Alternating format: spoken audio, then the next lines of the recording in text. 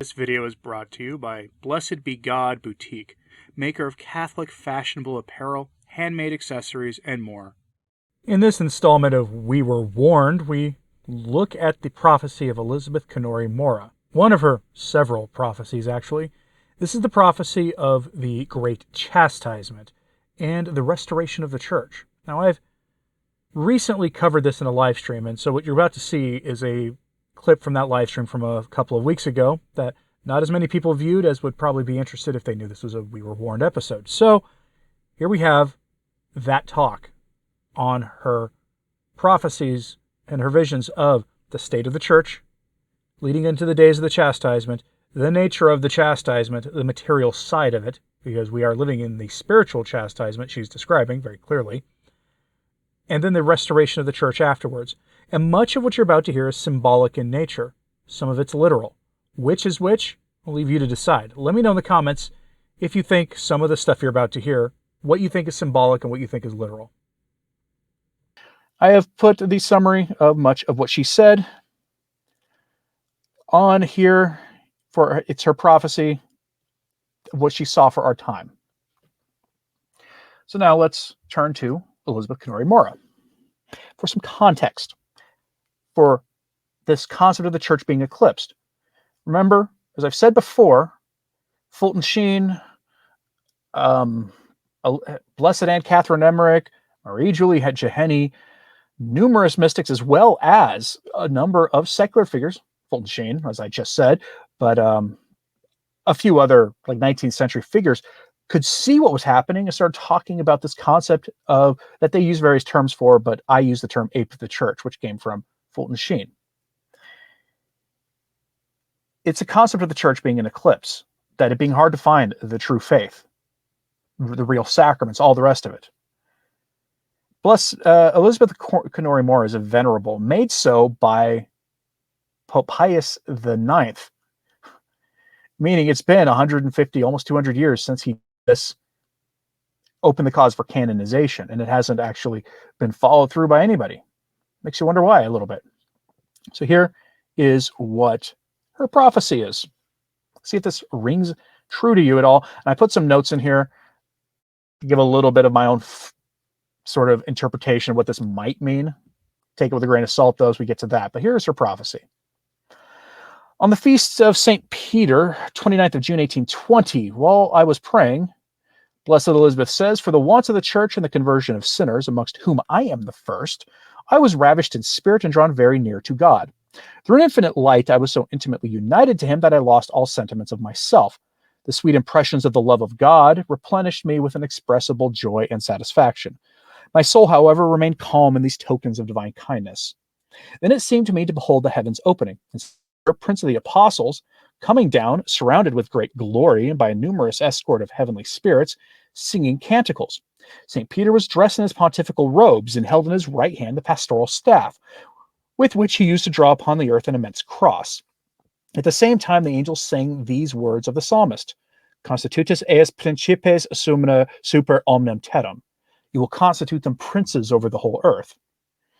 After this, the holy apostle touched with his staff the four extremities of the cross, from which sprung up four beautiful trees loaded with blossoms and fruits. These mysterious trees had the form of a cross and were surrounded by splendid light.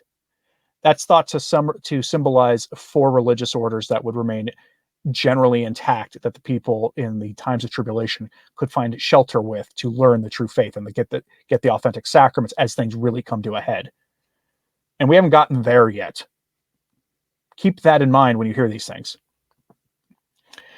Then I comprehended in the depth of my soul that St. Peter produced these four symbolic trees to the end that they may serve as a place of refuge to the little flocks of the faithful friends of Jesus Christ, in order to preserve them from the fearful punishment which shall convulse the whole earth. All good Christians shall then be protected under these trees, together with those religious persons who shall have faithfully preserved in their hearts the spirit of their order. Again, refers to the traditionalist communities which have preserved the traditional mass and doctrine of the faith in their communities, which constitute the remnant. Keep that in mind anytime I hear or I talk about religious orders and what's happening to them in the church. I say the same thing in relation to the secular clergy and to all other persons of every class who shall have kept in their heart the Catholic faith. They shall all be protected. But woe to those religious who do not observe their rule. Thrice unhappy they, for they shall all be struck by that terrible punishment. I say the same to all secular clergy and to all classes of people in the world who give themselves to a life of pleasure and who follow the false maxims of modern ideas, which are opposed to the holy precepts of the gospel. These wretched people, who through their scandalous conduct deny the faith of Jesus Christ, shall perish under the weight of the indignant arm of God's justice. Not one of them shall be able to escape the punishment. I beheld those good Christians who had sought a refuge under those mysterious trees, in the form of beautiful lambs, confided to the care and vigilance of St. Peter, their good shepherd, testify him the most humble and most respectful obedience. A note here. This generally can be thought to refer to the remnant's humble obedience to the perennial, unchanging truths of the faith, rather than the ever-changing modernism of the post-Vatican II order. As soon as St. Peter, Prince of the Apostles, had gathered the flock of Jesus in a place of safety, he reascended into heaven, accompanied by legions of angels. Scarcely had they disappeared when the sky was covered with clouds so dense and dismal that it was impossible to look at them without dismay. On a sudden there burst out such a terrible and violent wind that its noise seemed like the roar of furious lions. The sound of the dreadful hurricane was heard over the whole earth. Fear struck not only men, but the very beasts.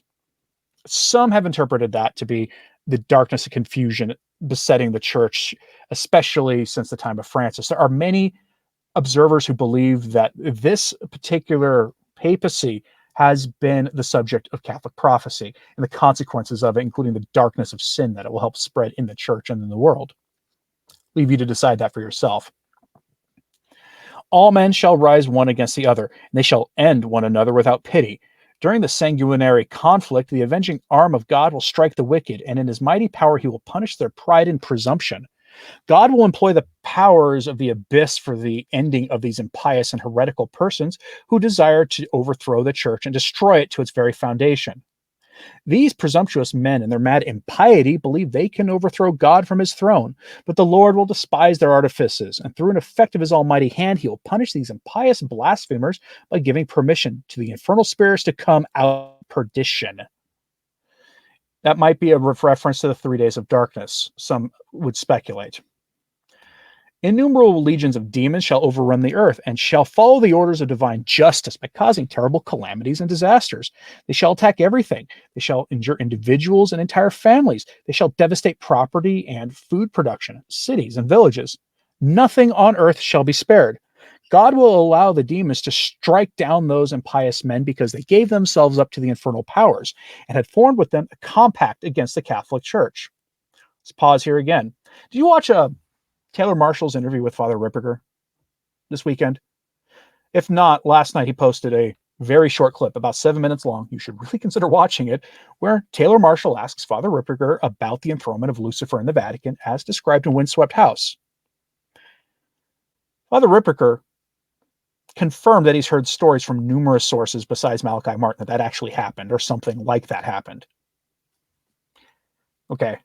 Keep that in mind when you hear this phrase, because that they had formed with them a compact against the Catholic Church. Being desirous of more fully penetrating my spirit with a deeper sentiment of his divine justice, God showed to me the awful abyss. I saw in the bowels of the earth a dark and frightful cavern, whence an infinite number of demons were issuing forth, who under the form of men and beasts came to ravage the world, leaving everywhere ruins and blood.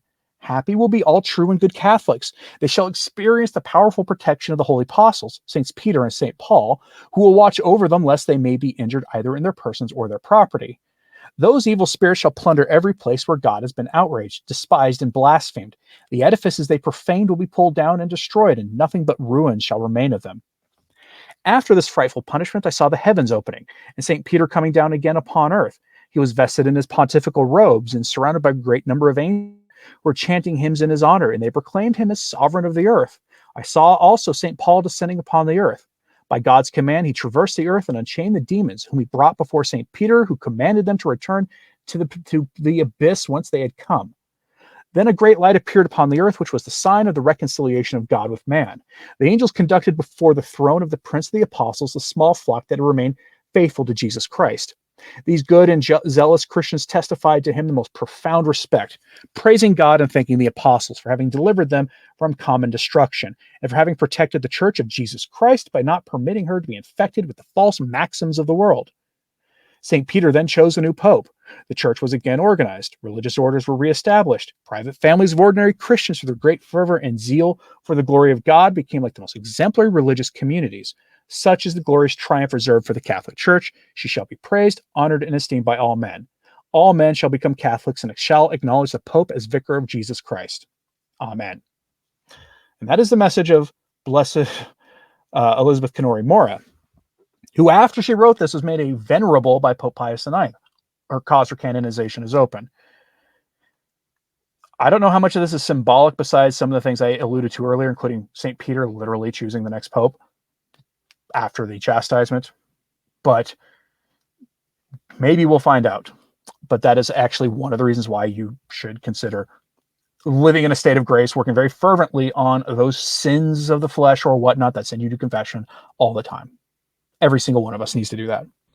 And again, those are the prophecies of Elizabeth Canori Mora, describing the corruption in the church, what sounds like the ape of the church of prophecy that other mystics in the church have spoken about at length, and what will come of this chastisement, what comes after.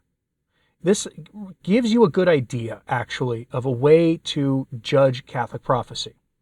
There's a rule, and I should do a full-length video on this, but the very basic rule is, if an alleged prophecy of the chastisement doesn't make mention, even in passing, of what sounds like the triumph of the Immaculate Heart as described in the Fatima message and in other Marian apparitions, then that prophecy probably is fake. It's a good way to root out the mess, root through the mess of all the various prophecies and mystics out there. Or if it's doesn't mention the triumph of the Immaculate Heart, then maybe it may not be fake, but it may have been badly misinterpreted. And that's what I tend to think of the St. Malachi prophecy, that most people who think Francis is the last pope or his successor will be, have grossly misread the St. Malachi prophecy. But let me know what you think of this in the comments, please. Hit like and subscribe if you haven't, it does help. So does sharing this on social media, that helps too. And as always, pray for the church. I'm Anthony Stine. Ave Maria.